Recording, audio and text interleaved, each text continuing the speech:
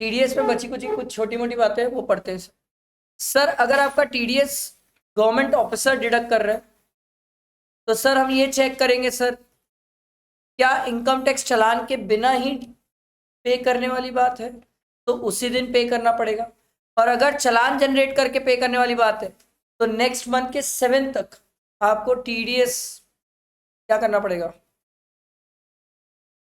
देना पड़ेगा sir government को। ठीक है, आ रही बात समझ?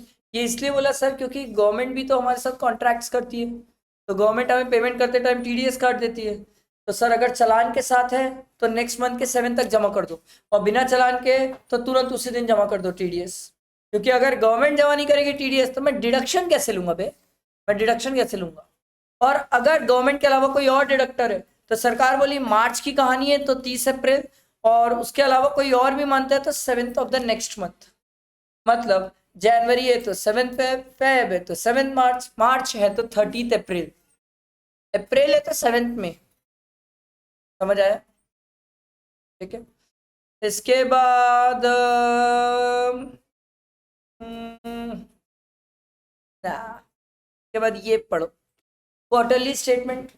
देखो सर, देखो टीडीएस का क्वार्टरली स्टेटमेंट जाता है सर 30 जून का 31 जुलाई तक, 30 सितंबर का 31 अक्टूबर तक, 31 दिसंबर का 31 जनवरी तक।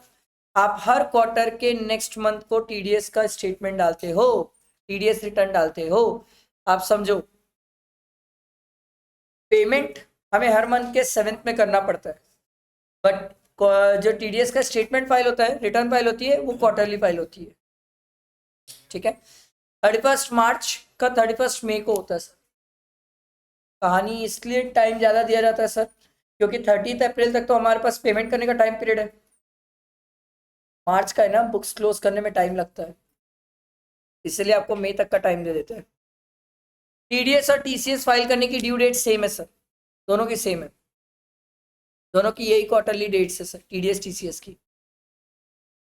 फॉर्म 24Q होता है सैलरीज के लिए, 24/7Q होता है sir non salary for non resident वगैरह के लिए। सर क्या हमें ये याद करना चाहिए? नो, नो, इसमें एक याद रख लो, ये वाला फॉर्म 16 होता है सैलरीड पर्सन के लिए। ठीक है, TDS TCS certificate 15 June of the immediately following financial year. Sir जो भी सैलरीड पर्सन रहते हैं उनको फॉर्म 16 इशू किया जाता है, इसीलिए सैलरीड वाले लोगों को रिटर्न फाइल करने की जरूरत नहीं है। अगर फॉर्म 16 है तो वो रिटर्न फाइल ना भी करे तो भी चलेगा, क्योंकि फॉर्म 16 ही रिटर्न के समान होता है, सेम फॉर्मेट होता है सर। ठीक है, एनुअली होता है, 15 जून को इशू करता है सर एम्प्लॉय को। और अगर अदर पेमेंट्स है तो उस केस में सब फॉर्म होता है 16A। तो याद रखना सर, अगर कॉन्ट्रैक्ट है, बाकी जितने भी सेक्शंस है उन सब के अंदर अगर पेमेंट्स हो रहा है तो टीडीएस सर्टिफिकेट कौन सा होगा सर? फॉर्म 16 है। सैलरी वालों के लिए फॉर्म 16, तो हम जिसका टीडीएस काटे उसे फॉर्म 16A देते सर। आ रही बात समझ? क्वार्टरली चलता है। ठीक, इसके बाद ये होता है सर सेक्शन 200A, ये क्या है पता है सबको? सर हमने टीडीएस रिटर्न डाला, क्या लगता है रिटर्न डालने में मेरे से कोई गलती नहीं हो सकती? हो सकती है, बिल्कुल हो सकती है सर। कई बार न्यूमेरिकली गलती होती है, नंबर्स पे गलती होती है, परसेंटेज पे गलत होता है, अमाउंट पे गलत होता है, बहुत सारी गलतियां होती है सर मेरे से। सरकार बोलती है सर अगर आपसे गलतियां हैं तो गवर्नमेंट डिपार्टमेंट के पास 1 साल का टाइम पीरियड है सर, 1 साल के अंदर आपको गलतियां बताएगी सर। और अगर 1 साल के अंदर गलतियां नहीं बताई तो फिर आपकी गलतियां जो रहेगी वो सही मानी जाएगी। 1 साल का टाइम पीरियड मिलता है सर। 1 साल कब से? From the end of the financial year with the statement is filed. जिस साल का स्टेटमेंट फाइल करते हो उस साल के फाइनेंशियल ईयर एंड होने से 1 साल का टाइम पीरियड दिया जाता है सर गवर्नमेंट डिपार्टमेंट को, कि मैंने रिटर्न फाइल किया टीडीएस का, कोई गलती है तो बताओ, सुधार लेंगे। ठीक, ये पढ़ने की जरूरत नहीं है, सब चीजें आजकल सेंट्रलाइज ही होती है, इनकम टैक्स सेंट्रलाइज ही है, तो स्टेट आएगा कहाँ से? ठीक है, इसके बाद ये इंपॉर्टेंट है, ये एग्जाम में आता है, आने के चांसेस भी है। Consequences of failure to deduct और पे। आपने डिडक्ट किया ही नहीं या डिडक्ट करके पे नहीं किया टीडीएस, तो सरकार बोलती है सर उस केस में आप असेसिन डिफॉल्ट कहलाओगे, और एक बार आप असेसिन डिफॉल्ट कहला गए फिर तो आप गए। घर बार बेच के वसूल लेंगे सर, ठीक है। बट आप एक केस में सीन डिफॉल्ट नहीं कहलाओगे सर, आप सिर्फ टीडीएस काटे ही नहीं, पे भी नहीं किए, बट सामने वाले ने टीडीएस काटा, पे मतलब टीडीएस का अमाउंट गवर्नमेंट को जमा कर दिया, रिटर्न फाइल कर दिया, अपनी इनकम दिखाया, उस पर टैक्स भी दिया, तो उस केस में आप असेसिन डिफॉल्ट नहीं कहलाओगे सर। ये हम कहाँ पढ़ के आए थे, पीजीपी में पढ़ के आए थे सर, सेक्शन 40 में यही कहानी बताया था कि आप टीडीएस काटना भूल गए, बट सामने वाले ने टीडीएस काटा, इनकम दिखाया, रिटर्न फाइल किया, जमा कर दिया, तो आप असेसिन डिफॉल्ट नहीं होते हो सर, ठीक है। समझ आया सर? क्या इंटरेस्ट लगता है? Yes sir.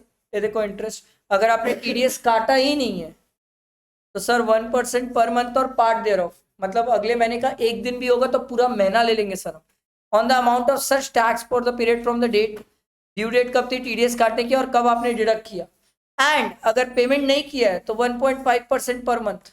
आप समझो जो आदमी टीडीएस काटा नहीं है और जो आदमी पेमेंट भी नहीं किया, मर जाएगा वो आदमी। टीडीएस नहीं काटने का 1% और पेमेंट नहीं करने का 1.5% पर मंथ है ये। तो एक होता है साल का 12 और एक होता है साल का 18% इंटरेस्ट ले जाएंगे आपसे सर, ठीक है। कब हमें इंटरेस्ट पे करना है सर? जब भी हम टीडीएस रिटर्न फाइल करेंगे उससे पहले हमें इंटरेस्ट पे करना पड़ेगा सर, ठीक है। उसके बाद अगर आप पे नहीं करोगे टैक्स इंटरेस्ट तो आपके एसेट बेच देंगे और पैसा वसूल लेंगे, अगर असेसीन डिफॉल्ट हो तो। ये इंपॉर्टेंट है, इसको याद कर लो, अमेंडमेंट है। किसी को भी असेसीन डिफॉल्ट करने का टाइम पीरियड कितना होता है सर? ऐसा थोड़ी कि आज से 50 साल बाद किसी को असेसीन डिफॉल्ट घोषित कर दोगे आप। सरकार बोली ना ना, इसमें टाइम पीरियड है। देखो किसी को भी असेसीन डिफॉल्ट घोषित करने के लिए सरकार ने बोला sir any time after the expiry, इसके बाद आप नहीं कर सकते हो, इसके पहले कर सकते हो सर। ये वाला मैं आपको बताया था sir, 6 years from the end of the financial year with the payment is made और क्रेडिट इज गिवन। जिस साल आपने पेमेंट किया है या जिस साल आपने टीडीएस की क्रेडिट ली है सर, उससे 6 साल का टाइम पीरियड है गवर्नमेंट को आपको पकड़ने का और असेसिन डिफॉल्ट घोषित करने का। एक बार 6 साल निकल गया, मैंने किसी का टीडीएस नहीं काटा, पेमेंट नहीं किया, भूल गया, गवर्नमेंट भी मेरे को नहीं पकड़ पाई, कुछ नहीं उखड़ेगा, फिर कोई कुछ नहीं कर सकता, फिर कोई कुछ नहीं कर सकता। समझ आ रहा है? तो घोटाला घपला करने के बाद 6 साल अंडरग्राउंड हुए, 6 साल अंडरग्राउंड हुए, नहीं पकड़ पाई सरकार, बच गए आप। अब आपके खिलाफ टीडीएस में कुछ नहीं हो पाएगा, ठीक है। या फिर 2 years from the end of the financial year in with the correction statement is delivered. आपने टीडीएस में कोई मिस्टेक करी थी, उसको करेक्शन स्टेटमेंट डाला, करेक्शन स्टेटमेंट डालने से 2 साल, और दोनों में विच एवर इज लेटर। सरकार अपना टाइम कम नहीं रखेगी, सरकार हमेशा अपना टाइम ज्यादा रखेगी। तो कोई मुझसे पूछता है तो मैं बोलूंगा यार किसी को भी डिफॉल्टर घोषित करने के लिए 6 साल का समय है सर, 6 साल बाद आप किसी को डिफॉल्टर घोषित नहीं कर सकते। पर सरकार ने बोला कुछ ऐसे केसेस हैं जहां पर ये टाइम लिमिट अप्लाई नहीं होगी। मैं बोला बताओ। जहां पर सर आपने टीडीएस काटा और डिपॉजिट ही नहीं किया, आपने गवर्नमेंट का पैसा खा गया भाई। दुनिया में गवर्नमेंट लोगों का पैसा खाती है, आप गवर्नमेंट का पैसा खा गए, तो उस केस में सरकार बोलती है टाइम लिमिट नहीं है। जैसे वोडाफोन आइडिया, वोडाफोन गवर्नमेंट का पैसा खाया, वोडाफोन के लिए टाइम लिमिट नहीं है, टीडीएस की कोई टाइम लिमिट नहीं है, ठीक। या फिर जहां पर एम्प्लॉयर फेल हो गया सर टीडीएस या टैक्स देने में, तो एम्प्लॉय की क्या गलती, एम्प्लॉय की क्या गलती है? एम्प्लॉयर मरेगा, उस केस में टाइम लिमिट नहीं है। तीसरा है sir deductee is a non resident. Deductee कौन होता है? जिसका टीडीएस डिडक्ट हो रहा है सर। तो सर अगर नॉन रेसिडेंट है, बाहर इंडिया से बाहर वाला पर्सन है जिसका आप टीडीएस काटना भूल गए, तो सरकार बोली कोई टाइम लिमिट नहीं है, 6 साल बाद भी नोटिस भेज सकते हैं कि आपने बाहर वाले का टीडीएस नहीं काटा था, काटो बैठ के अभी। समझ आया? ये 3 केसेस हैं जहां पर टाइम लिमिट नहीं है सर। ये थियोरिटिकल पार्ट है, याद रखना पड़ता है, और ये हम पढ़ के आए, इसको पढ़ने की जरूरत नहीं है सर, इसको पढ़ने की जरूरत नहीं है कि अगर आपने टीडीएस नहीं काटा है तो सेक्शन 40 डिसअलाउ कर देता है एक्सपेंडिचर, याद है। नॉन रेसिडेंट को पेमेंट करो तो 100% डिसअलाउ, रेसिडेंट को पे करोगे तो 30% डिसअलाउ। याद आई कहानी? ठीक। देखो इंटरेस्ट निकालने बोलेगा sir. An amount of 40,000 was paid to Mr. X on 1/7/2024 towards fees for professional services without deduction of tax at source। ठीक है, टीडीएस काटा ही नहीं sir, Okay. Subsequently, another payment of 50,000 was due to Mr. X on 28th Feb 2025, from which tax at the rate of 10% on the entire amount 90,000 was deducted. चोर है ये आदमी. पिछला वाला 40,000 और इस बार वाला 50,000 एक साथ टीडीएस काटा है सर. एक साथ टीडीएस काटा है सर. और ये जमा किया है सर 22/6/2025 को. सर इसको टीडीएस कब काट देना चाहिए था? 1/7/2024 को टीडीएस काट देना चाहिए था. काटा कब है सर? 28/2 को काटा है टीडीएस. समझ आ रहा है? तो कितने महीने हो गए? यू नो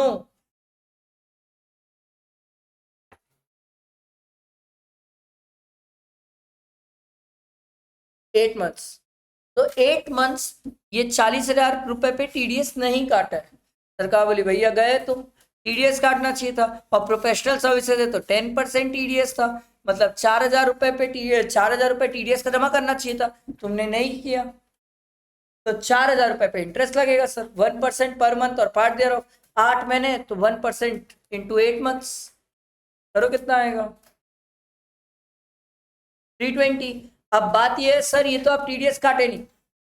अब काटे तो बाद में काटे सर, फेब में काटे और उसके बाद जमा कब किए? 22/6 को जमा किए सर. फिर चोर. अब टीडीएस काटने के बाद जमा करने में कितना टाइम लगा दिए सर? आपको फेब का टीडीएस कब जमा करना था? 7 मार्च को जमा कर देना था. आपने किया क्या? नहीं किया. कितने महीने हो गए? 4 महीने. सरकार बोली बैठो 4 महीने का इंटरेस्ट लगेगा. अब इस बार 1.5% लगेगा सर, क्योंकि आपने पेमेंट नहीं किया, 4 महीना लेट कर दिया. आपको नेक्स्ट मंथ के 7 तक पे कर देना चाहिए था. मार्च, अप्रैल, मई, जून. 90,000 इंटू 1.5% इंटू 4 महीना. समझ आया? क्लियर हुआ? ये कैसे हुआ? पक्का? सर जो आपका टीडीएस काटेगा वो आपको सर्टिफिकेट देगा. ये पढ़ना है तो पढ़ लेना, नहीं तो मत पढ़ना.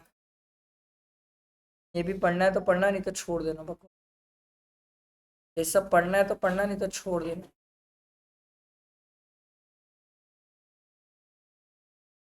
ये भी पढ़ना है तो पढ़ना, नहीं तो छोड़ देना.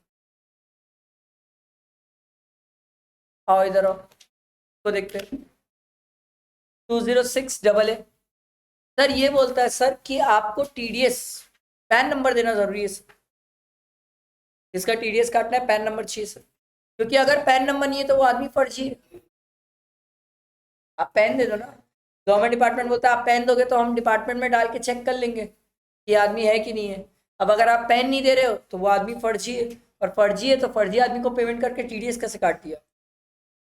सरकार बोली अगर इस टाइप की हरकत की है, अगर आप पैन नहीं दोगे तो सरकार बोलती है तीनों में whichever is higher rate of TDS cut जाएगा. मैं बोला बताओ.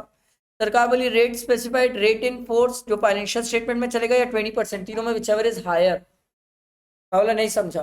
बोले सरकार तुमने किसी प्रोफेशनल सर्विसेज ली है, अब आप उसको पेमेंट कर रहे हो, आप उसका पैन नंबर नहीं लिए हो, तो पैन नंबर नहीं लिए तो प्रोफेशनल सर्विसेज में टीडीएस 10% होता है, और तीनों में विच एवर इज हायर. तो हायर कितना हो जाएगा? 20%. 20% टीडीएस कट जाएगा. बट इन्होंने बोला सर ये 194 वो हमारे सिलेबस का नहीं. 194Q के केस में 5% है, हम पढ़ के आए थे सर, अगर पैन नंबर ना दो तो. अच्छा 206C1H पे कितना था अगर पैन नंबर ना दो तो? बताओ.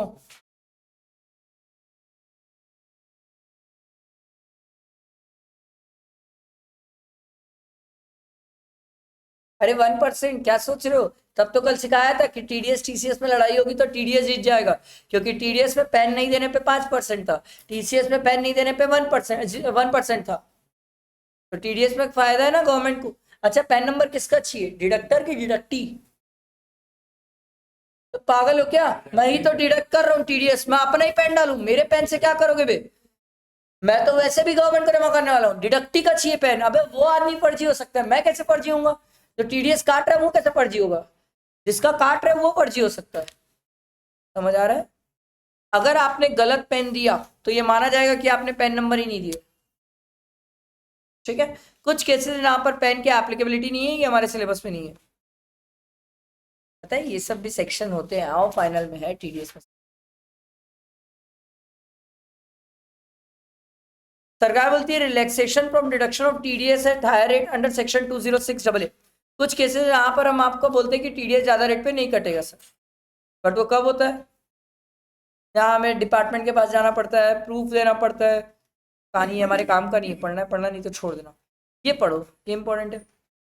206AB, अभी अपन ऊपर पढ़े थे double A. Sir A B का के लिए sir is applicable if the amount is paid और payable to a specified person. अब ये स्पेसिफाइड पर्सन कौन है sir? Specified person means a person who has not furnished the return of income. इसने पिछले साल की रिटर्न नहीं डाली और रिटर्न डालने का टाइम पीरियड खत्म हो गया। अगर रिटर्न डाला हूं मैं तो 206AA में आ जाऊंगा।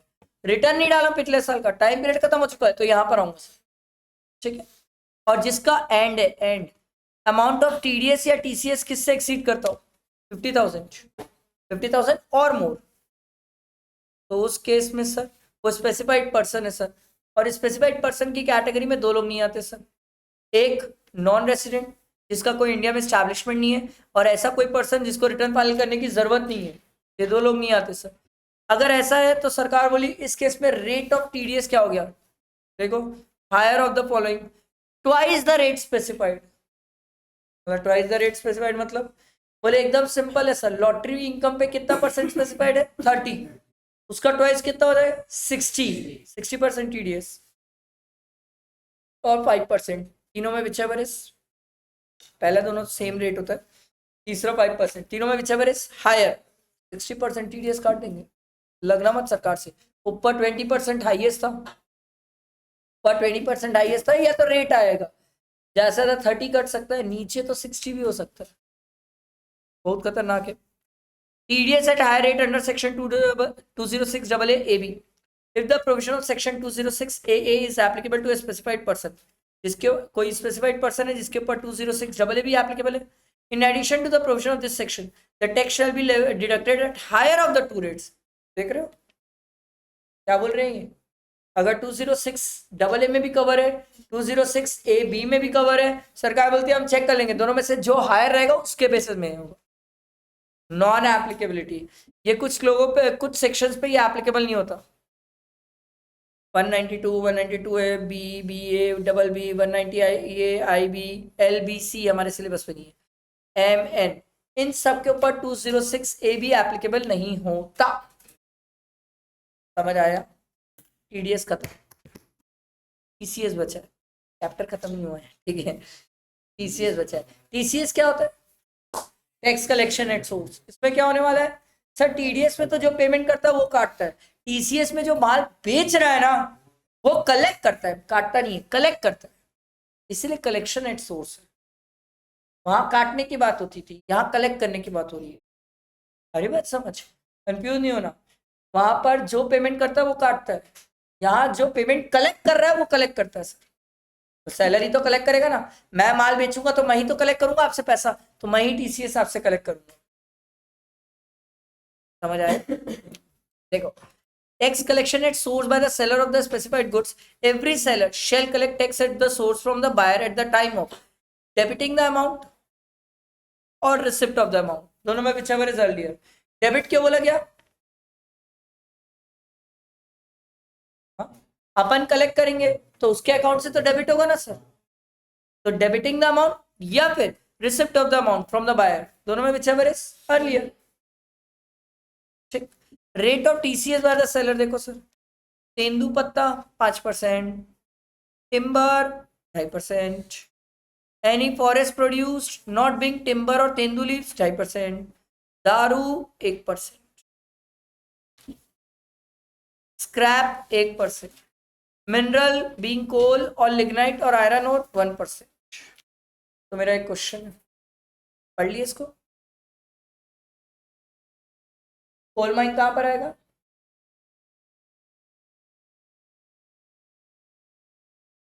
कोल और कोल माइन एक होता है?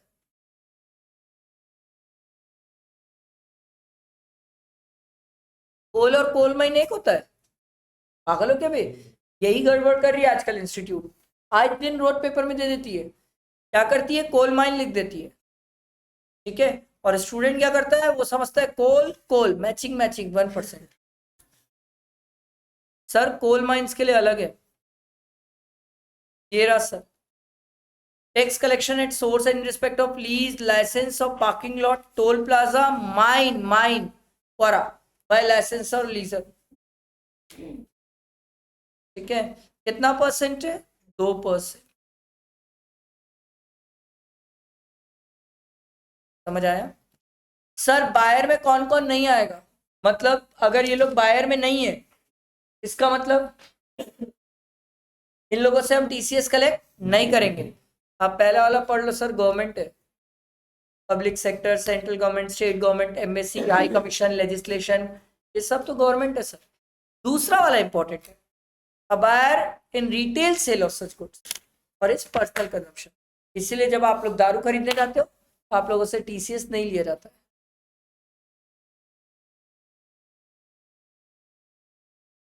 समझ आया? तेंदू पत्ता क्या होता है?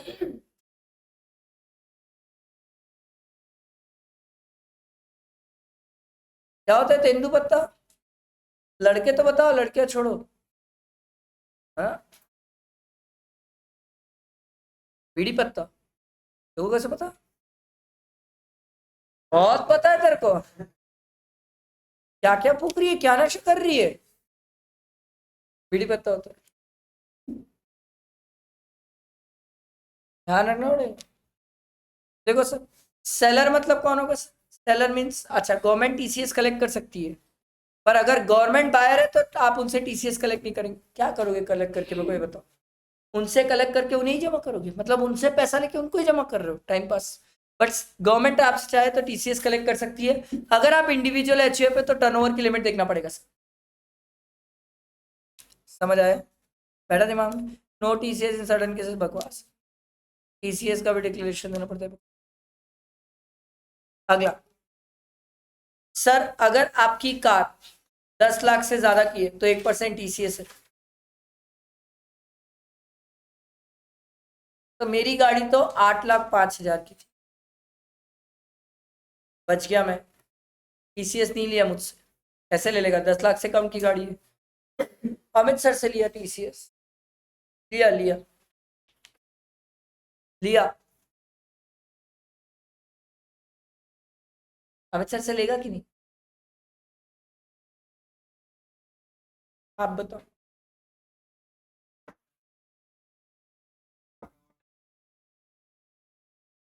अबे पागल हो क्या, साले टाटा वाला गाड़ी बेच रहा है, उसका टर्नओवर चेक करोगे?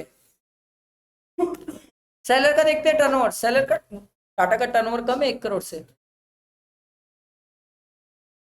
बताओ, अमित सर गाड़ी खरीदे टीसीएस,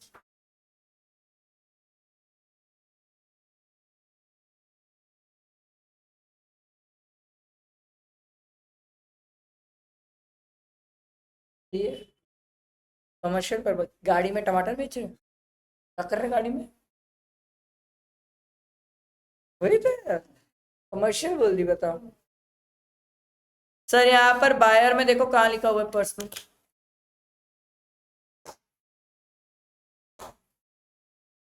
कहाँ लिखा दिखा? लिखा तो नहीं है। तो अमित सर गाड़ी खरीदे टीसीएस, दिए ना सर, दिए, दिए दिए, देना पड़ेगा सर। 1% टीसीएस दिए ना सर। अच्छा कितने अमाउंट पे?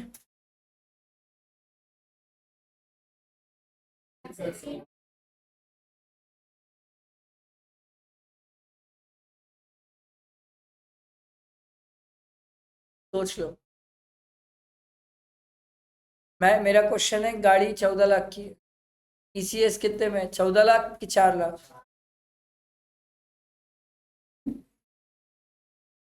सोच लो, पलटना मत बाद में।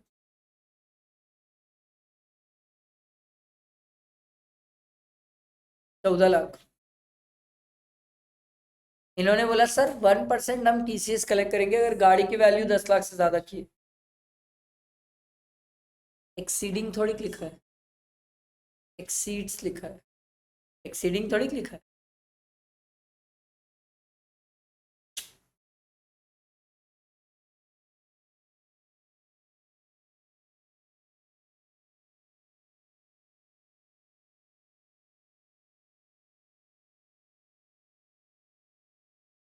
1% of the sale consideration. Sale consideration तो 14 लाख की है सर। 4 लाख में गाड़ी दी है क्या आपको? ऐसा थोड़ी कि 10 लाख तक की गाड़ी फ्री। सेल कंसिडरेशन तो 14 लाख है ना सर। 1% ऑफ 14 लाख। आई बात समझ? तो अपन कैसे करें अगर गाड़ी 11 लाख की है तो 4 चक्के निकला दें?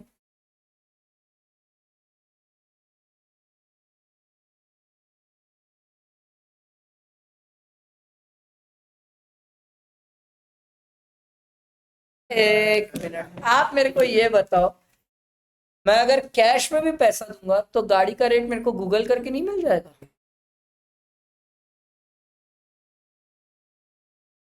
1 लाख का डिस्काउंट तू रोड में ला दे साले। एक बार 10-20 हजार बोलता तो समझ भी लेता, चल हो जाता ठीक है। 1 लाख का डिस्काउंट कौन देता है भाई?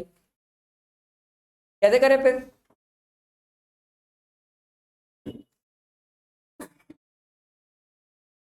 तो कैसे करे?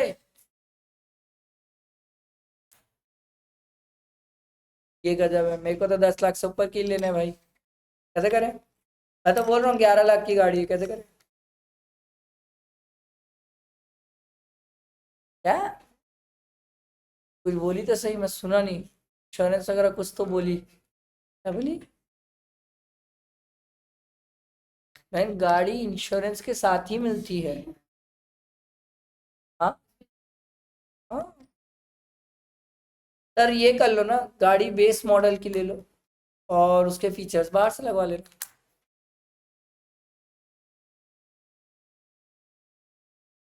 सब सब मिलता है, पूरा मिलता है।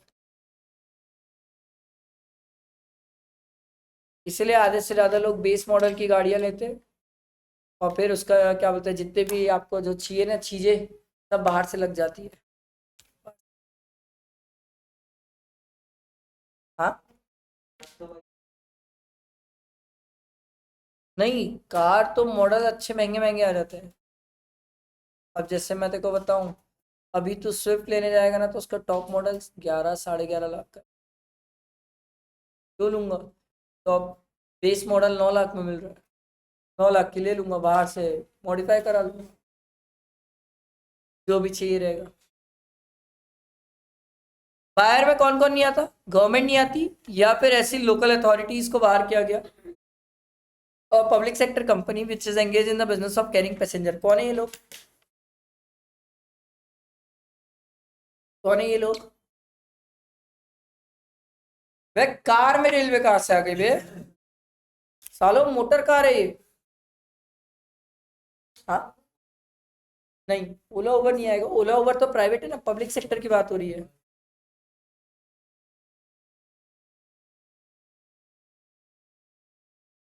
जो गवर्नमेंट की बसेस वगैरह होती है, गवर्नमेंट की जो टैक्सीज होती है वो बाहर है। अगला देखो sir, TCS on remittance of foreign currency by an authorised dealer under liberalised remittance scheme. बड़ा प्यारा है, ध्यान से सुनना, मजा आएगा, बहुत अच्छी स्कीम है। Transaction liable to TCS receipt for remittance under liberalized remittance scheme out of India for a buyer in purpose respect of purpose other than tour package program। काम करते हैं तो ना, मैं नीचे से पढ़ाता हूँ आपको, यहाँ से पढ़ते हैं तो आपको अच्छे से समझ आएगा। यहाँ पर हॉटस्पॉट लगेगा आपको, ध्यान से सुनना। Where the amount is for the purchase of an overseas tour packet program. India से बाहर घूमने जा रहे हो, दुबई बैंकॉक घूमने जा रहे हो, सरकार बोली सर ये इस बार एग्जाम में ये आया इस बार एग्जाम में, ठीक है? सरकार ने बोला सर 5% अप टू 7 लाख और 20% उसके बाद। मतलब अगर मैं यूरोप टूर मार रहा हूँ और मेरा पैकेज 10 लाख का है, तो सरकार बोली पहले 7 लाख तक 5% टीसी, और उसके बाद बचे हुए 3 लाख पे और जाओ इंडिया से बाहर घूमने। इंडिया से बाहर घूमने जाओगे टीसीएस भी लगेगा सर, सबसे टैक्स क्लियर आएगा। ये क्यों की है गवर्नमेंट? क्योंकि गवर्नमेंट जानना चाहती है सर कितने लोग इंडिया से बाहर घूमने जा रहे हैं। और एक बात है टीसीएस है तो फिर आपको सामने वाले का क्या लेना पड़ेगा, पैन नंबर। पैन नंबर लोगे तो पता चल जाएगा वो आदमी रिटर्न डालता है कि नहीं। और साला रिटर्न नहीं डालता और बैंकॉक घूमने जा रहा है, मारो कोने में ले जाके। अरे सर तो बागेश्वर धाम जाना चाहिए था, रिटर्न नहीं डाल रहा है, बैंकॉक क्यों जा रहा है, मारो उसको। सरकार बोली पता चल जाएगा। इसीलिए तो सरकार जब से लाई है तब से लोगों की बैंड बजी हुई है, देव बकाबक लोगों के पास नोटिस जारी है, साले रिटर्न डालते नहीं है, यूरोप टूर मार के आते हैं। 7 लाख रुपए कहाँ से आया भाई, जब तू रिटर्न ही नहीं डाल रहा है तो इतना पैसा कहाँ से आया। ठीक। अगला, where the amount is remitted for the purpose of education or medical treatment and the amount or the aggregate of the amount being remitted by the buyer is less than 7 lakh, no TCS। क्या India से बाहर पढ़ने जा सकते हैं? हाँ जा ही रहे लोग। क्यों इंडिया से बाहर मेडिकल ट्रीटमेंट के लिए नहीं जा सकते? मेडिकल के लिए तो सबसे ज्यादा जा रहे हैं। सरकार बोली 7 लाख रुपए तक आप बाहर भेज रहे हो, उसमें कोई टीसीएस नहीं है, 7 लाख रुपए तक। ठीक है, बट अगर आपने 7 लाख से ऊपर भेजा बाहर, एग्रीगेट में देखेंगे ना, मेडिकल और एजुकेशन दोनों को एग्रीगेट में देखेंगे सर, अगर 7 लाख से ऊपर गया तो 5%। 5% किसका? In excess of 7 lakh. तो मतलब मान लो मैंने मेडिकल ट्रीटमेंट के लिए 10 लाख रुपए भेजा है, तो 7 लाख तक तो कोई टीसीएस नहीं है, बचे 3 लाख पे 5%। क्लियर हुआ?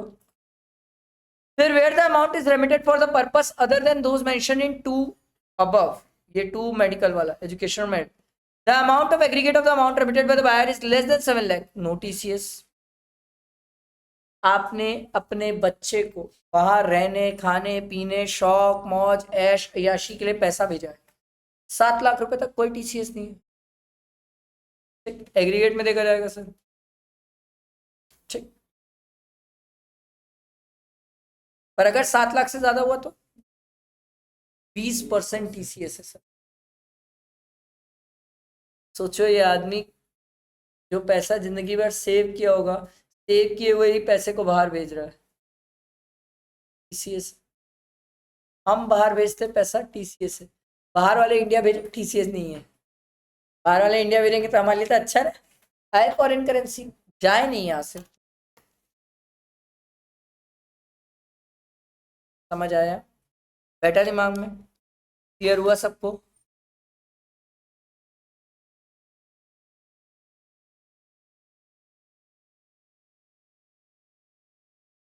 इसके बाद कहानी और आगे बढ़ती। देखो, where the amount being remitted out is a loan obtained for any from any financial institution as defined under 80। याद है 80 क्या था? Higher education. तो सर इन्होंने बोला सर अगर फॉर परस्यूइंग एनी एजुकेशन, तो अमाउंट और एग्रीगेट ऑफ अमाउंट, ये साथ में ना, amount in the excess of 7 lakh, 7 lakh से ज्यादा रेमिट कर रहे हो तो 0.5%।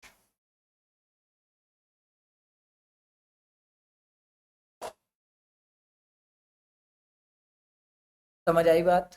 याद रखना हर जगह एग्रीगेट एग्रीगेट देखना, ध्यान देना, भूलना मत। ठीक है, ये क्लियर हुआ सबको? बैठा दिमाग में? मत जाया करो इंडिया से बाहर, मैं नहीं सरकार बोल रही है।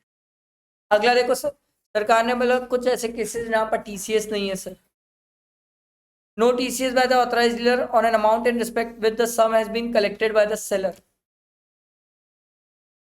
क्या बोल रहा है सर?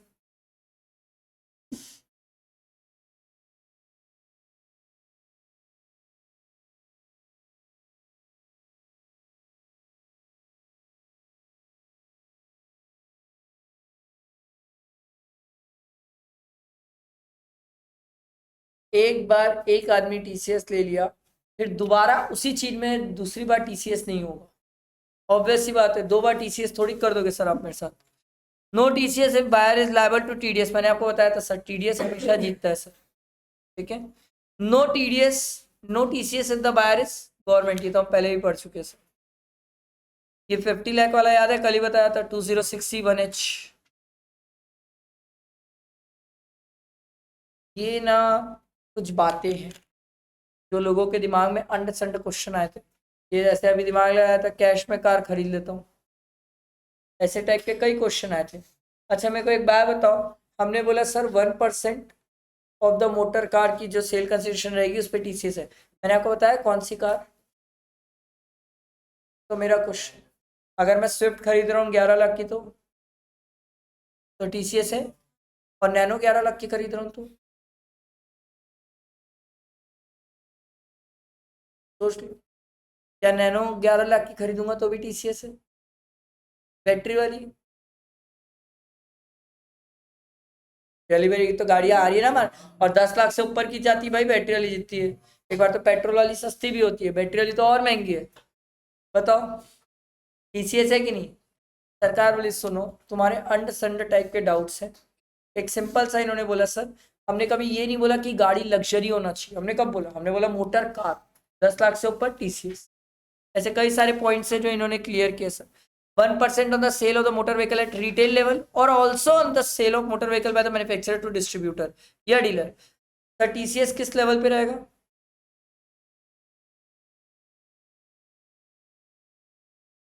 रिटेलर जब कस्टमर को बेचेगा सर, मैन्युफैक्चरर और डिस्ट्रीब्यूटर के बीच में टीसीएस की बात क्यों लाओगे सर आप। ये वही लिखा हुआ है, पढ़ो।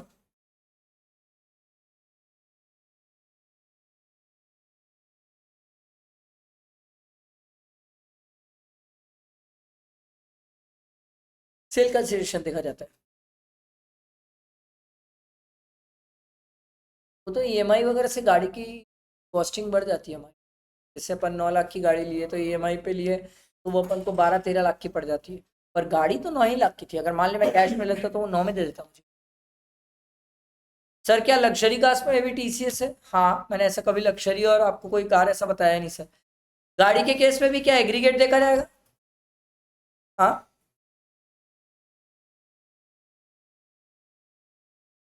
अरे गाड़ी में एग्रीगेट कैसे देखोगे। एक गाड़ी 9,90,000, दूसरे का टायर डाल दे हो गया 20,000 ऊपर। सर ऐसे कैसे होगा सर, गाड़ी में कोई एग्रीगेट वगैरह नहीं होता है, गाड़ी में एग्रीगेट नहीं होता। Sir TCS 1% applicable on individual, मैंने ये कभी पढ़ाया ही नहीं सर। ये मैंने कभी बोला ही नहीं कि ऐसा कि इंडिविजुअल वगैरह। हम सेलर का टर्नओवर देखते हैं सर। बायर कुछ भी हो मेरे को कोई फर्क नहीं पड़ता, बायर का टर्नओवर एक्सीड करे सेलर का देखते हैं। और जो भी कार की कंपनी, आपको क्या लगता है 1 करोड़ से कम का टर्नओवर है। सीरियसली कौन कि टांगा बेच रहे हो क्या भाई।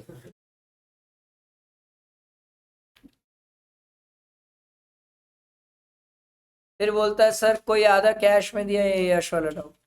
सरकार बोले भाड़ में जा, हमें गाड़ी की वैल्यू से मतलब, कैश में दे जैसे देना है दे। क्वेश्चन देखो, Royal and company partnership firm is having a car dealership showroom. They have purchase a car for 2 crore from, 2 crore की कार ये है, from X Y Z limited car manufacturer, the cost of each car being more than 12 lakhs. They sell the car to the individual buyer at a price yielding 10% margin on cost. Cost कितनी है 12, ये और इस पे 10% margin जोड़ के आगे car बेचते हैं। बात ये हो रही है state whether there will be any obligation to collect tax in the above two situation. देखो पहली सिचुएशन में तो नहीं है सर, पहली सिचुएशन में नहीं है सर, जहां पर सर कार डीलर के शोरूम तक पहुंच रही है सर। बट जब शोरूम से कस्टमर के पास जा रही है सर तब टीसीएस की बात है सर। समझ आ रही बात। अभी तो बताया ना मैन्युफैक्चरर और रिटेलर लेवल पे नहीं है सर, रिटेलर जब कस्टमर को बेचेगा तब टीसीएस है। ये होमवर्क है, पढ़ लेना। और नेक्स्ट क्वेश्चन देखते हैं। Examine the following transaction with reference to the applicability of tax collection at source, rate, and the amount of TCS for the assessment year. Mr. Kalpit bought an overseas tour package program for Singapore for himself and his family 5 lakh. कितना था overseas tour package programme का। नहीं नहीं कितना percent था sir, up to 7 lakh 5% था। 7 लाख से ऊपर जाता तो सर ये कितना है 5 लाख, 5 लाख का 5%। समझ आया। अगला, mister Anu doing business of textile as a proprietor, is turnover in the business is 11 crore. Sure. He received payment against the sale of textile goods from Mr. Ram of 75 lakh against the sale made to him in the previous year and the preceding previous year. Ram का turnover दिया है क्या। नहीं, राम का turnover नहीं दिया, Ram buyer है। Buyer का टर्नओवर मेरे को पता नहीं है, सेलर का पता है सर 10 करोड़ से ऊपर है, तो सर टीसीएस एप्लीकेबल हो जाएगा, 206C1H एप्लीकेबल हो जाएगा। अगर बायर का टर्नओवर 10 करोड़ से ऊपर होता तो टीसीएस नहीं जीतता सर, टीडीएस जीतता। फिर हमने बोला था सर 50 लाख से ऊपर जितना भी रहेगा उसमें 0.1%, 25 लाख है, 25 लाख का 0.1% कर लेना। समझ आया सर? क्या टीडीएस और टीसीएस में सेम बातें हैं इस सेक्शन में? टीएस सेम है, सेम सेम सेम, बस रेट यहाँ पर 5% होता है, वहां 20 होता था। सर क्यों? अबे सालो टीडीएस के रेट ज्यादा होते हैं, टीसीएस में तो रेट ही कितना है, 1 2 2.5 ऐसे तो रेट है, इसीलिए 5%। बाकी बातें सेम है, बाकी बातें सेम है, सेम सेम सेम। अगर आपने टीडीएस में पढ़ लिया तो टीसीएस में नहीं पढ़ना पड़ता। अगला देखो, P for default in furnishing statement. Sir अगर टीडीएस का स्टेटमेंट आपको जो क्वार्टरली फाइल करना चाहिए था, अगर आप इसको फाइल करने में लेट कर दिए तो 200 रुपये पर डे लगेगा, इसीलिए ना सीए लोगों की फटती है। अरे टीडीएस रिटर्न डालने में लेट हो गया ना तो 200 रुपये आपको अपने जेब से देना पड़ता है, क्लाइंट नहीं देता। आप सोच के देखो कितना भिखारी टाइप का, अजीब टाइप का लगेगा, आप क्लाइंट से 200 रुपये मांगोगे एक दिन लेट होने का। भाई सीए की भी डिग्निटी है, मतलब 200 रुपये थोड़ी मांगोगे यार किससे, इतना भिखारी बनती थोड़ी के। कोई आपको 2000 5000 दे रहा है, आप 200 रुपये मांगने रहोगे, बोले ना ना ना भैया 5200। इसीलिए जनरली टीडीएस टीसीएस के रिटर्न में लेट नहीं करते, नहीं करते, नहीं करते। अगला दिया हुआ है सर एडवांस टैक्स, नाम से ही क्लियर होता है क्या होता होगा, किसी से एडवांस में टैक्स ले लेते हैं। अच्छा एडवांस में कैसे लेंगे?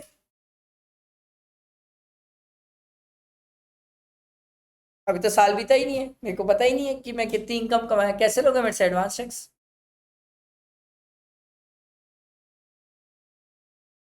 बोलिए, मेरे को भी नहीं सुना। एक बात बताओ, तुम दोनों इतना स्लो क्यों बोलते हो, धीरे क्यों बोलते हो? देखो अपने अपने आप में नहीं खेलना होता है, मुझे भी बताना होता है भाई, मेरे को कैसे पता चलेगा क्या बोले? ना इन लोग सुने, तुम लोग सुने थे भाई, मेरे को तो सुना ही नहीं दिया। तो एज्यूम क्या करे, कैसे एज्यूम करे? ठीक है पिछली बार 5 लाख कमाया था, इस बार 500 करोड़, कर लेते हैं एज्यूम, क्या ही दिक्कत है? बताओ क्या लगता है?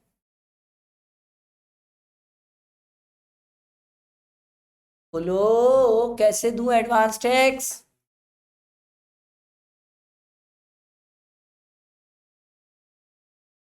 सर एडवांस टैक्स जनरली एक एस्टिमेट के बेसिस में होता है, जनरली लोग एस्टिमेट ऐसे एज्यूम करते हैं। सर पिछली बार आपकी कितनी इनकम थी, मैं बोला 5 लाख। सर आप जिस सेक्टर में बैठ के काम कर रहे हो उस सेक्टर में किस परसेंट से इनकम ग्रो होती है, मैं बोला 10% से। बोले सर इस बार की इनकम मान लो 5,50,000 और उसके बेसिस में एडवांस टैक्स दे। अब एक स्टूडेंट बोला वाह सर कल के दिन मान लो मेरी इनकम 4 लाख हुई तो भाई मैं टैक्स ज्यादा जमा किया हूँ, वापस ले लूंगा, रिफंड लूंगा। सर मान लो कल के दिन 6 लाख रुपए हो गई इनकम तो 50,000 एक्स्ट्रा दे देना, पर सरकार आपसे इंटरेस्ट भी लेगी। बोला इंटरेस्ट का आएगा? बोले कम क्यों दिया? मैं बोला वाह, मेरे को कैसे पता चलेगा कि कम ना होने वाला है? बोले तेरे को पता होना चाहिए, इसीलिए जिंदगी में याद रखना, एडवांस टैक्स 4 इंस्टॉलमेंट में जाता है, शुरू की 3 इंस्टॉलमेंट हर आदमी कुत्ते सरीके मर मर के ज्यादा देता है क्योंकि उसकी फटी पड़ी रहती है। कम दिया तो इंटरेस्ट हो जाएगा, ज्यादा दिया तो रिफंड आ जाएगा। अच्छा दुख इस बात का नहीं है, मैं लेट करूंगा तो 12% इंटरेस्ट, मतलब 1% पर मंथ, और सरकार अगर रिफंड लेट करती है 3 महीने से देने में तो साली 6% देती है। अजीब चोर है, समझ आ रहा है? बैठा दिमाग में। पर सरकार बोली एडवांस टैक्स हम हर किसी के पास नहीं जाते, लिमिट से। चलो देखते हैं, पहले समझ आया कि नहीं? ठीक है, एडवांस टैक्स जनरली हम इसलिए रखते हैं सर क्योंकि हमें लगता है असेसमेंट ईयर में लोग चोर है, पूरा पैसा टैक्स का ना दे बड़े लोग, तो इनसे एडवांस टैक्स के फॉर्म में कुछ पैसा लेते जाओ। ये पागल क्या कर रही है, कैलसी जैसा तो मैं कुछ करा ही नहीं रहा हूँ, वर्ड्स गिन रही है क्या? NO 1 2 3 4 ऐसे कर रही है, क्या कर रही है? पागल वागल हो गई है क्या? चलो कैलसी चलाने का मन कर रहा है, मेरे घर में है बच्चे, उनको ना मैं अपना ही कैलसी देगा, उनको सिर्फ पता नहीं कैलसी में ही अलग मजा आता है। मैं बोला जिस दिन कैलसी चलाने के दिन आएंगे ना साले भागोगे, इससे भागोगे। चलो no liability to deduct TDS, no liability to deduct TDS in case of senior citizen not having business income. जैसे मेरे पापा 60+ है, उनकी कोई बिजनेस इनकम नहीं है। अब मान लो मेरे पापा 60+ है, उनकी बिजनेस इनकम नहीं है, उनको रेंटल इनकम हो सकती है, पेंशन से इनकम हो सकती है, सरकार बोली उनके ऊपर टीडीएस की बात नहीं है। और लॉजिकल है यार, सीनियर सिटीजन है, 60+ लोग हैं, 60 वाले लोग हैं, ज्यादातर ये लोग अब बिजनेस नहीं कर रहे, रिटायर होके बैठे, नहीं भी हुए हैं तो ऑलमोस्ट उस एज में जहाँ रिटायर हो जाएंगे सर। तो सरकार बोलती है सर इनके ऊपर कोई एडवांस टैक्स की बात ना करो सर, इनकी इनकम अगर बिजनेस से नहीं है तो। फिर सरकार ने बोला सर एडवांस टैक्स की बात तब भी नहीं आएगी जब किसी पर्सन का आपका टैक्स पेबल 10,000 से कम हो। अगर आपका टैक्स पेबल 10,000 से कम होगा तो भी एडवांस टैक्स की बात नहीं आएगी। तो मान लो अगर मैं 9,000 ही रुपए मेरा टैक्स बना तो एडवांस टैक्स नहीं आएगा मेरे ऊपर। अबे टैक्स देना पड़ेगा, हाँ 10,000 और मोर रहा तो आपके ऊपर एडवांस टैक्स की बात आ रहेगी। मैंने बोला 10,000 से कम रहा तो मेरे ऊपर एडवांस टैक्स की बात नहीं आएगी, ठीक है। तो अगर मैं 9,000 रुपए मेरा टैक्स बनता है तो मेरे पर एडवांस टैक्स नहीं आएगा, इसका मतलब ये नहीं मेरे को टैक्स नहीं देना है। अबे टैक्स देना है, एडवांस टैक्स नहीं देना है। हाँ सॉरी, हाँ कोने में ले जाके मारेंगे, एडवांस टैक्स देना पड़ेगा, ऑप्शन नहीं है सर। अगर 10,000 या उससे ज्यादा रहा तो एडवांस टैक्स देना पड़ेगा, अगर आप नहीं दिए तो इंटरेस्ट लेंगे। अभी पढ़ेंगे ना अपन इंटरेस्ट, 234B एंड C नीचे है सर, एडवांस टैक्स में भी इंटरेस्ट लगता है सर। मत तो दो, बोल तो रहा हूँ बहुत कम है एक सीए के पास।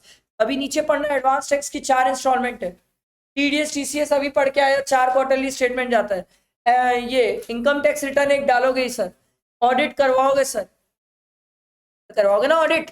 अच्छा ये audit company audit, tax audit अलग होती है, 2 ऑडिट वहां कराओगे। अभी तो मैं जीएसटी तक पहुंचा नहीं हूँ, जीएसटी के 12 रिटर्न, मंथली रिटर्न 12 रिटर्न डालता है, एक एनुअल रिटर्न डालता है, जीएसटी की ऑडिट होती है। इतना ही काम कर लो एक क्लाइंट का। ये तो मैं टैक्स टैक्स में घूम रहा हूँ, फाइनेंस में घुसा नहीं हूँ, लॉ में जा नहीं रहा हूँ, पता नहीं कितने काम और। इतना ही कर लो आप किसी का खुद। इतने के बाद वो चोर चमार होगा, कहीं ना कहीं उसको लीगल नोटिस आएगी, फिर नोटिस का रिप्लाई करो, फिर डिपार्टमेंट जाओ, बहुत काम होते हैं। इतना ही कर लो, बहुत है, बहुत है। इतने में तो खुद ही गलती कर दोगे, कुछ ना कुछ गलतियां कर ही दोगे, ठीक। तो सर एडवांस टैक्स निकालना होता है, एडवांस टैक्स किस बेसिस में निकालते हैं सर? मैंने आपको बताया सर, हम एक एस्टिमेट बेसिस में एडवांस टैक्स निकालते हैं सर। पर सरकार ने बोला कुछ ऐसी इनकम है जिनको आप पहले से इमेजिन नहीं कर सकते। बोला कौन सी? सरकार बोली लॉटरी की इनकम। तेरे को कैसे पता साले साल के बीच में कब लॉटरी लगने वाली है? और मेरे को भी नहीं पता। तो सरकार लॉटरी इनकम पे इंटरेस्ट नहीं लेती मेरे से। अबे कैसे लेगी? सरकार को पता था मेरी लॉटरी लगने वाली है साल के बीच में, तो पहले ही बता देती। समझ, लॉटरी कैपिटल गेन ये सब हमें नहीं पता होता, कैसे पता होगा? ये सब स्पेशल नेचर की इनकम है। मैं धंधा कर रहा हूँ, धंधे का मैं बता सकता हूँ क्या माल बिकेगा। अबे पर मैं ये कैसे बता सकता हूँ मेरी लॉटरी लगेगी, मेरा घर बिक जाएगा, ये कैसे बताऊंगा मैं? सरकार बोलती इस नेचर की इनकम पे एडवांस टैक्स शुरू से नहीं देना पड़ता। इस नेचर की इनकम पे एडवांस टैक्स तब देना पड़ता है जिस क्वार्टर में ये चीज होती है।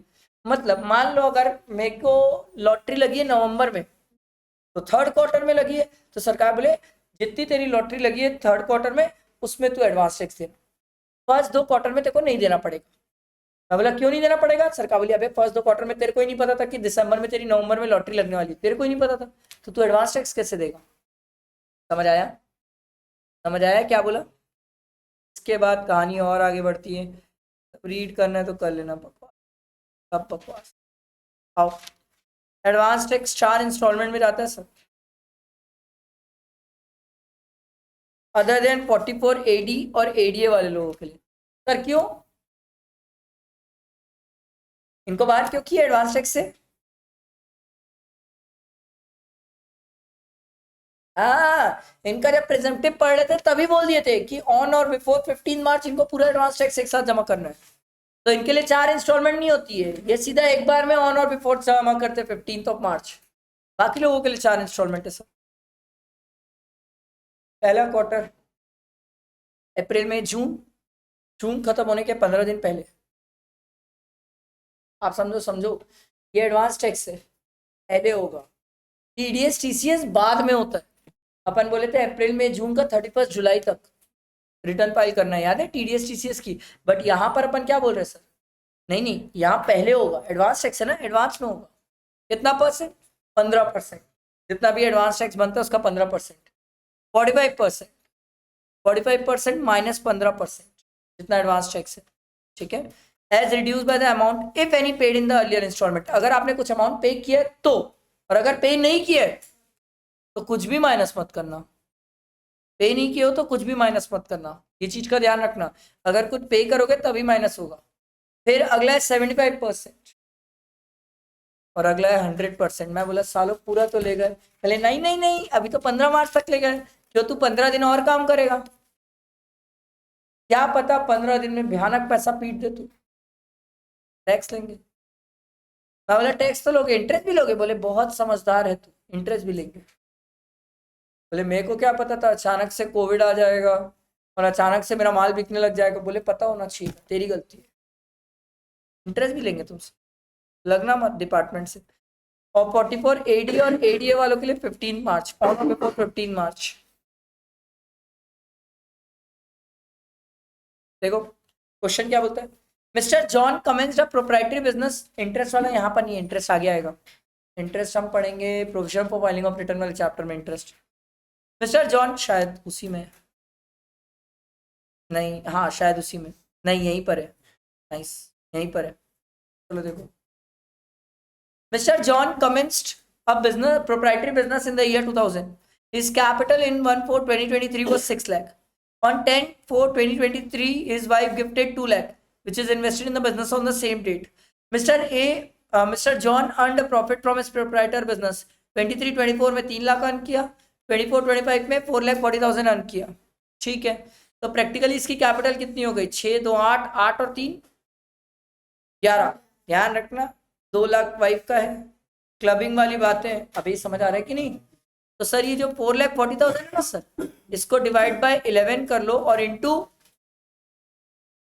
2 तो वाइफ का चले जाएगा, 2 तो वाइफ का होगा, ठीक है। तो 9 मेरा होगा ना सर, ये समझ रहे हो ना, कितना आएगा ये 3,60,000, समझ आया। ये 3,60,000 मेरा है, मेरा प्रॉफिट है। Compute the income chargeable from business chargeable to tax in the hands of Mr. John for the assessment year 25-26. During the financial year 24-25, he sold a vacant site. Sir vacant site बेचा है, कितने में बेचा है sir, 5 lakh में, 5 लाख का इसको capital gain हुआ है sir, long term capital gain हुआ है। पर कब हुआ है सर, 20/12 को।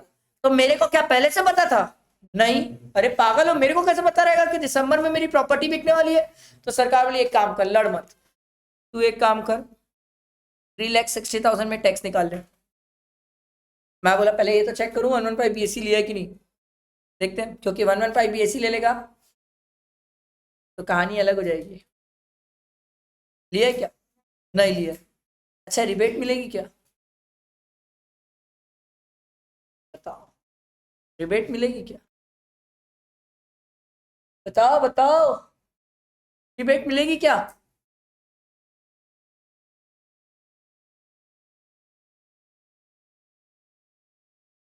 बोलो ओ मैडम्स, बोलो ना रिबेट रिबेट, 8 लाख की लिमिट थी, रिबेट मिल जाएगी।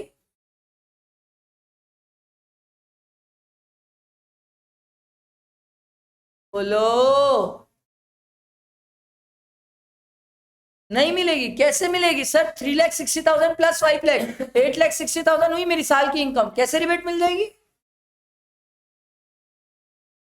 कैसे कर रहे हो, रिबेट कैसे मिलेगी मुझे बताओ, मिल ही नहीं सकती है, पॉसिबल ही नहीं है रिबेट मिलना, रिबेट तो 5 लाख से ऊपर में नहीं मिलती है।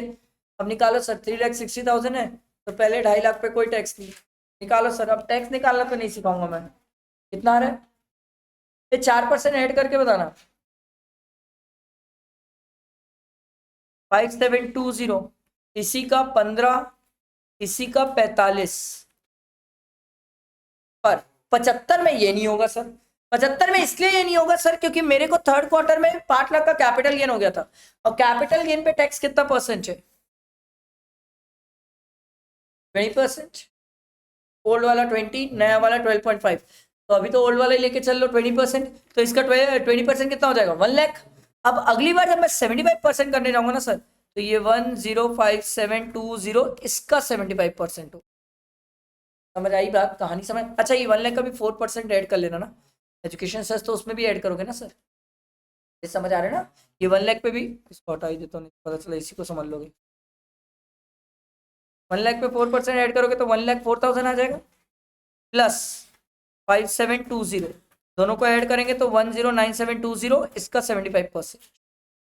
समझ आई बात, क्लियर हुआ सबको, क्लियर हुआ सबको।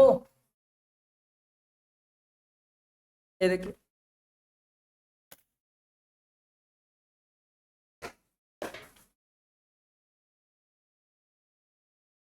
ठीक है। मुझे कैपिटल गेन कब हुआ था, 20 तारीख। मैं एडवांस टैक्स कब जमा करता हूँ, 15 तारीख। क्वार्टर खत्म होने के 15 तारीख को।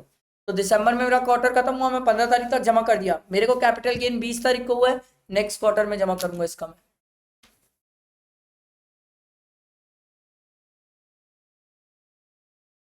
चलिए नेक्स्ट क्वार्टर में जमा कर लिया।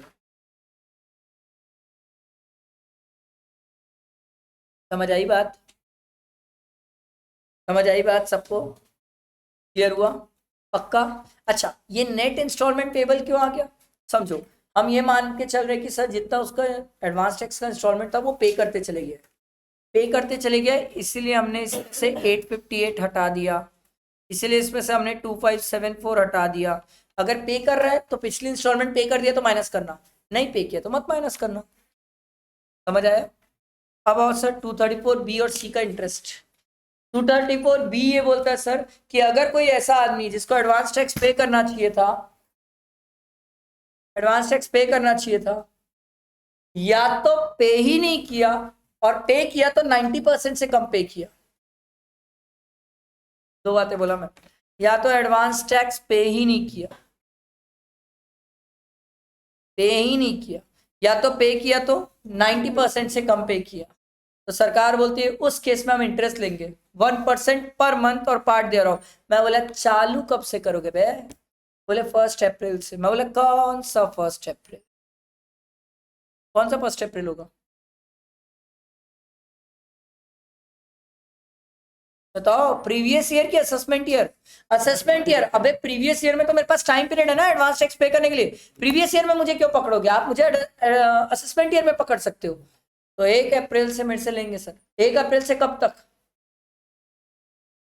जब तक आपके खिलाफ असेसमेंट खत्म नहीं होता sir, completion of assessment sir. यह कंप्लीशन ऑफ असेसमेंट कौन करता है sir, assessment assessing officer sir, income tax officer sir. वो आपके खिलाफ जब तक असेसमेंट कंप्लीट नहीं कर देता।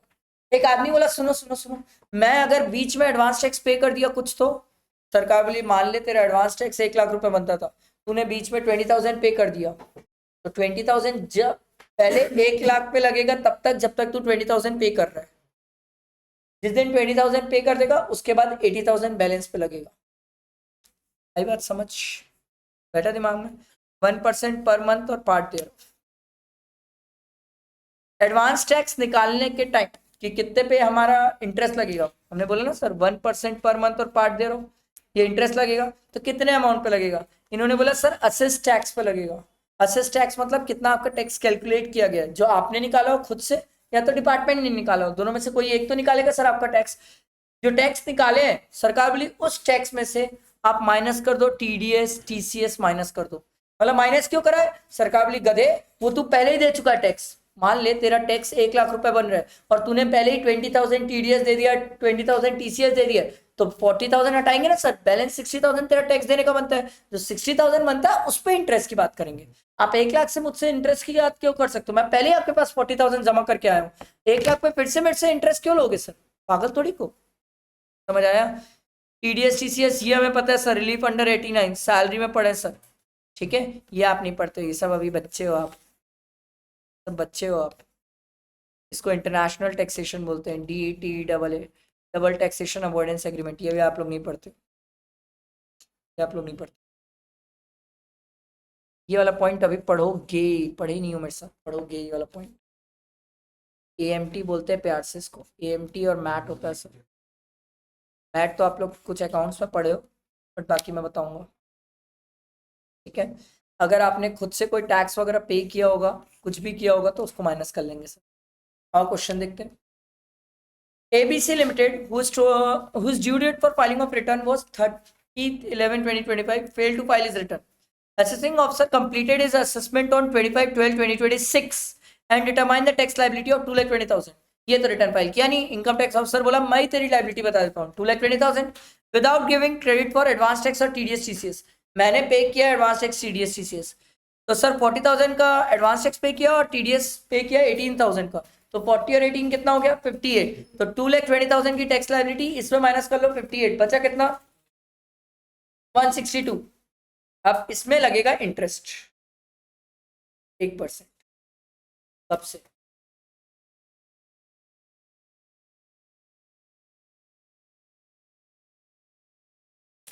कब से?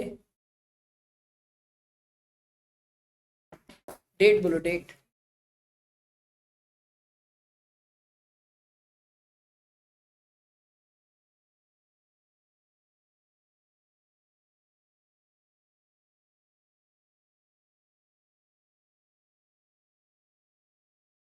कब से?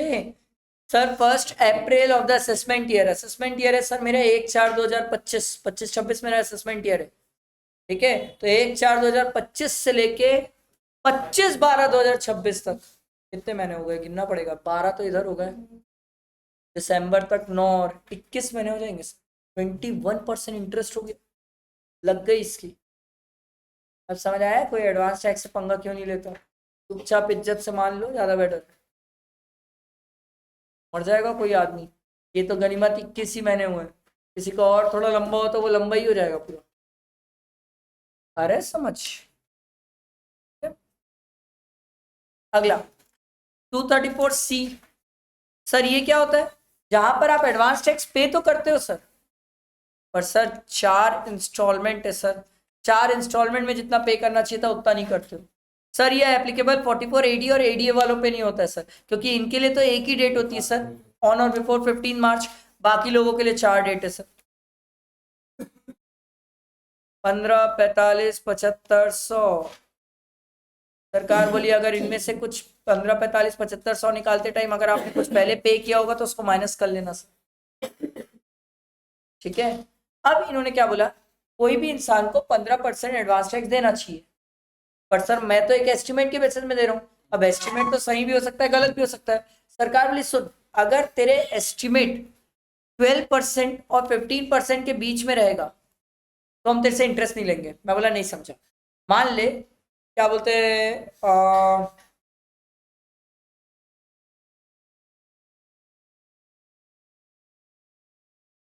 तूने एडवांस टैक्स पे किया 15,000 रुपये, ठीक है। देखो लगा 15,000 के हिसाब से मेरा एडवांस टैक्स बनेगा इस बार, 15,000 रुपये के हिसाब से तूने एडवांस टैक्स दिया। पर जब बाद में फाइनली तेरी इनकम निकली, इनकम निकालने के बाद कैलकुलेट किया कि तेरा 15% कितना बन रहा है, तो तेरा 15% बन रहा था 16,000 रुपये।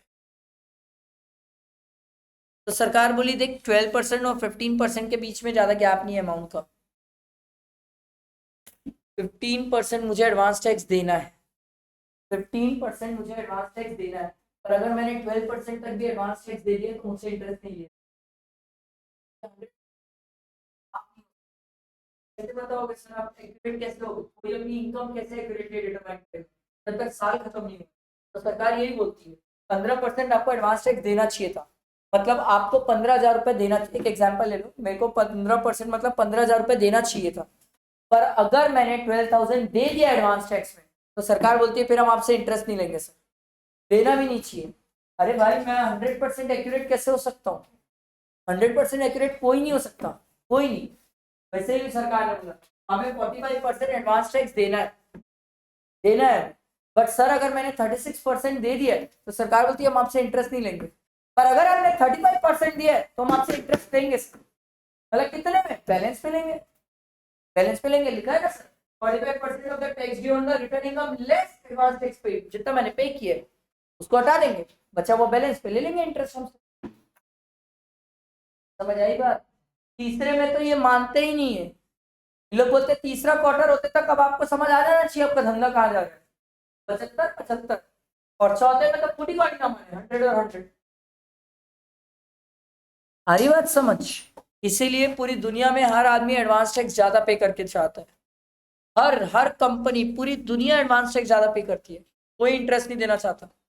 तब बोलते हैं भैया सरकार के पास ज्यादा पैसा है बाद में रिफंड ले लूंगा। कौन कम देगा? कम देगा तो इंटरेस्ट दोगे, कौन देगा इंटरेस्ट? मैं तो नहीं देता इंटरेस्ट। और 44 एडी और एडीए वालों के लिए तो 1% पर मंथ, एक महीने का। ये समझ आया ना? 3 महीने कहां से आए? अप्रैल मई जून जुलाई अगस्त सितंबर अक्टूबर नवंबर दिसंबर, और ये 1%, क्योंकि मार्च की कहानी है ना सर, सिर्फ मार्च मंथ का इंटरेस्ट की बात हुई। समझ आया? फिर वही बात है सर, कितने अमाउंट पे? सरकार बोली जितना तूने टैक्स असेस किया है लेस कर ले, टीडीएस टीसीएस एडवांस टैक्स, तूने खुद से कोई सेल्फ असेस टैक्स भी पे किया होगा तो वो भी माइनस कर ले, तू जो पे किया है सब माइनस कर ले, सब माइनस कर ले। उसके बाद जो बचेगा उस पर इंटरेस्ट लगाएंगे हम 234C का। ठीक है, इन्होंने बोला सर 234C का इंटरेस्ट कुछ चीजों पे नहीं लग पाएगा। मैंने आपको बताया था sir, capital gain casual income कैसे लगाओगे? पता ही नहीं है स्पेशल नेचर की इनकम कब होने वाली है, मेरे को थोड़ी पता है यार। इस पे कैसे लोगे आप मुझसे इंटरेस्ट? आ रही बात समझ? इस पे इंटरेस्ट नहीं ले पाओगे आप मुझसे। क्लियर हुआ? ये हमारा TDS TCS advance tax theoretically खत्म हुआ है, क्वेश्चंस बचे अब हमारे।